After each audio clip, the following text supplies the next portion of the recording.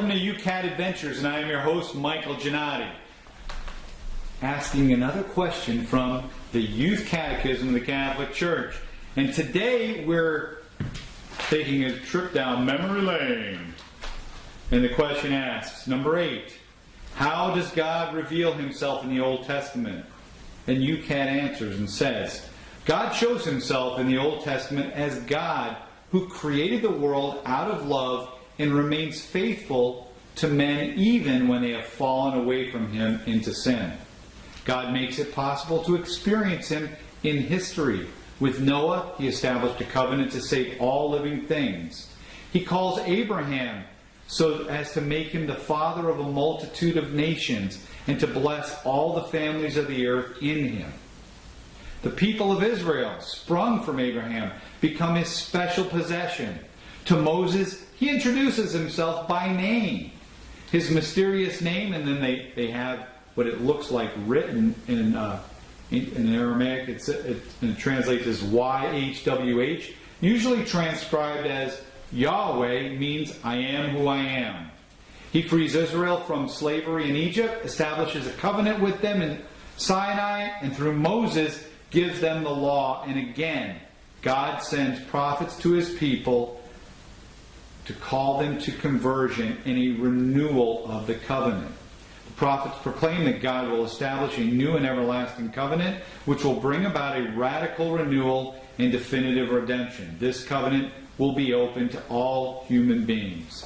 So to give us his thoughts on this, again, my son Sam is back on his spring break from Franciscan University in Steubenville, Ohio.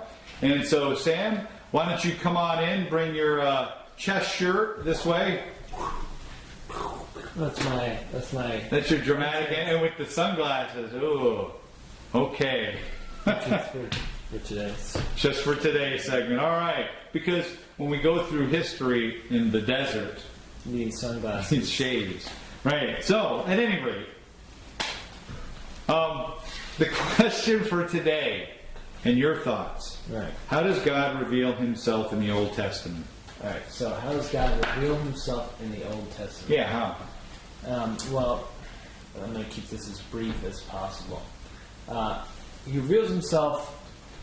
The first thing we need to understand is that the Old Testament spans, from before Jesus' time. And Jesus' time, was about 2,000 years ago, roughly. 2,000 years ago. From where we are. Long time ago. But from that point, we're going back to the BC. And that's like Boston College?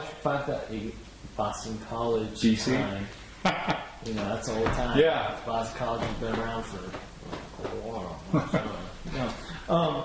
But, we're going back like 5,000 years plus. Yeah. So, long time. In Jesus' time, things weren't really, the evolution of technology. Like today. Things were pretty, a little bit what we would consider primitive. But we're going back from that, this is before the Greeks, this is before, the Greeks is the oldest thing I can come up with. I mean, there's even before the Egyptians. Before the Egyptians, Way before, yeah. Going way, far back. So these were very barbaric, very primitive times. And so God had to present himself in ways in which those people could understand. Yeah. These people could understand him and see him and comprehend, okay, this is God. All right. And so the way that he would do that then, as comparison to how he would do it now, is a lot different. When you look at Moses, he had the burning bush. If we saw like a burning bush nowadays, that's not being consumed by flames, we're thinking, okay, well, it's probably exuding like a kerosene. Like there's some kind of starter that does this and that, and there's a speaker system that's fire retardant. Like the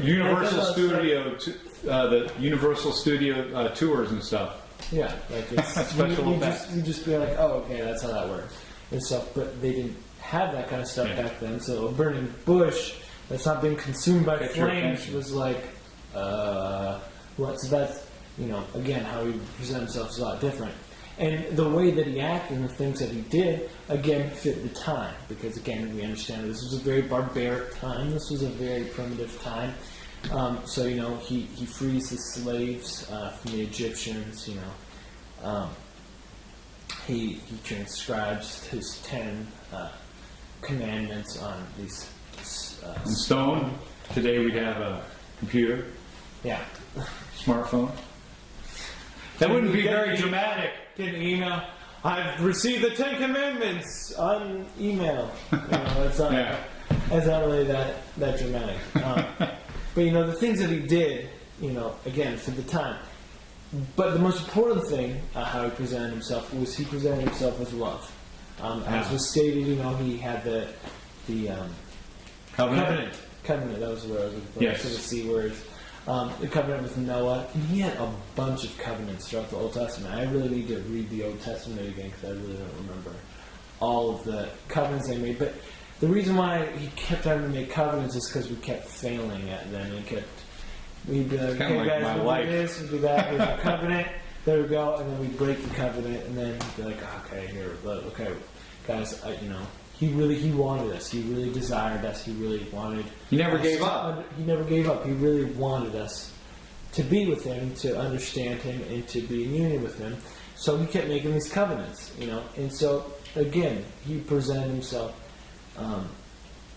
in the two ways. He presented himself how he needed to fit the times, as he's done throughout history, and he presents himself with love. He presented himself with love, always seeking them, and as he continues to do, he always seeks us, and that's how he presents himself even nowadays.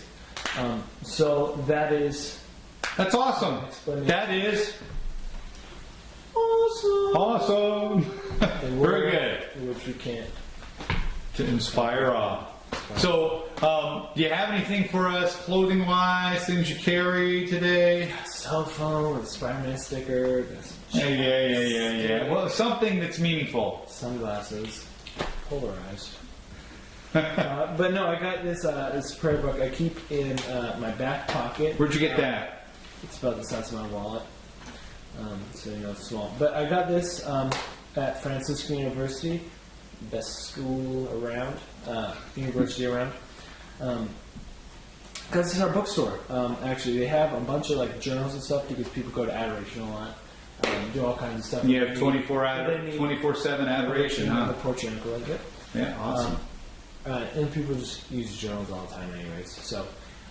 This one was the smallest one I could find. They had it in red and they had it in black. Is it because you don't have a lot to say? And yeah, it's because I don't have anything to say. I don't really think my opinion matters even to myself. No, it's because this is actually a prayer book that isn't just prayer intentions that people are like, hey, can you do this for me? Hey, can you pray for this for me? And so to remind myself. This is actually a prayer book in which I have very few names because, as you can see, I've only filled out one page in a tiny quarter right here of names and intentions of people for which, intentions, I changed. They're written in pencil, but the names are all written in pen because those are people I'm going to pray for the rest of my life. And when I'll get new books and stuff, I'll have to write all of these names again in there, but I have all these intentions, all these people and stuff that I'll be praying for the rest of my life. But on a side note, the reason why I actually started this was because I heard this story that really kind of opened my eyes to how to take prayer seriously, and that was this one saint. Actually, he had this vision. I forget what the saint's name was, but he had this vision of purgatory, and he saw all these priests. He was in this one ring of purgatory where there was just priests as far as the eye could see. Mm-hmm. Priests in purgatory. Priests in purgatory. That sounds like a band name. Band name or a movie or Priests in purgatory. But he saw them, and he goes up to this one priest and he says, "What's the deal? Why are you guys all here?" And the priest tells him, he's like, "Well, we're here because we didn't pray for all the intentions or all the people that we said we were going to." So when people are like, "Oh, I'll pray for you, I'll pray for you." I'll do this. Oh, yeah, I'll pray for that. Or I'll pray right. And forget to do so, but you're throwing around, "Hey, I'll pray for you," which is this really important thing, which is this really serious thing that you're saying you're going to do. Again, there's a seriousness in words and what we say we're going to do, and What we do. praying is something that you shouldn't just throw around all willy-nilly. So that kind of got my attention and stuff, and then that snowball effect. I now have this prayer book in my thing. It's not for the everyday prayer intentions, but it is for those few people that are in there. You know, I keep changing their intentions as well. So As things change with them. as things change, yeah. Excellent. Very cool. Well, thank you for sharing that. Thank you for talking about how God reveals himself In the Old YouCat. Testament. If you don't own one yet, as long as we've been talking about these, you should probably pick one up. Pick it up. It's kind of a big deal. Yeah! You could be a cool cat with the YouCat. You could be... They could have a commercial on TV. You could be a cool cat with the YouCat. So with that, this is Mike Giannotti and Sam Giannotti. bidding you have a great day. God bless. Have a good day or night. Good When night. you're watching this. And peace. Take care.